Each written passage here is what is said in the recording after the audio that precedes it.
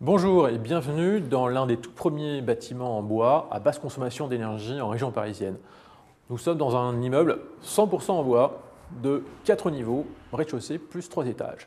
Et on va parler aujourd'hui du secret pour justement faire un immeuble en bois et surtout un immeuble à basse consommation d'énergie, puisqu'en fait c'est vraiment l'objectif. Plusieurs notions déjà à voir. Premièrement, l'orientation du bâtiment, c'est capital. Il faut vraiment orienter le bâtiment le plus possible vers le sud, est et ouest, et éviter d'avoir trop d'ouvrants, c'est-à-dire trop de fenêtres, vers le nord. Si jamais on est obligé, à ce moment-là, on utilisera d'autres techniques comme des fenêtres à double vitrage ou avec une isolation plus performante. Deuxièmement, l'étanchéité à l'air. C'est une notion qui commence petit à petit à rentrer un petit peu dans les modes de construction, mais c'est indispensable. Vraiment, l'étanchéité à l'air, ça veut dire quoi? Eh bien, autour de cette fenêtre, on a forcément un jour.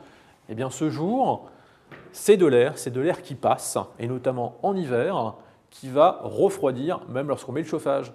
Donc, vraiment faire très attention en fait, au pourtour de ces fenêtres, bien colmater, et notamment sur le bois, on vient même rajouter des doubles, triples colmatages.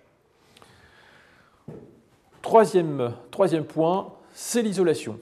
Eh bien, l'isolation, rien de mieux aujourd'hui que l'isolation par l'extérieur. Donc ce bâtiment va être entièrement recouvert, pourtant il est entièrement en bois, on a 20 cm de bois, ben, ce n'est pas suffisant. On va rajouter par l'extérieur de la fibre de bois qui va faire comme un espèce de manteau. Un manteau qui va prendre en fait l'ensemble du bâtiment. On va complètement réduire tout ce qu'on appelle les ponts thermiques. Un pont thermique, c'est quoi? C'est très souvent lorsqu'on fait une isolation par l'intérieur, on n'isole pas le plancher. Donc le plancher, lui, il est en contact direct avec l'extérieur et le froid passe à l'intérieur du plancher, de la dalle, et vient refroidir votre habitation.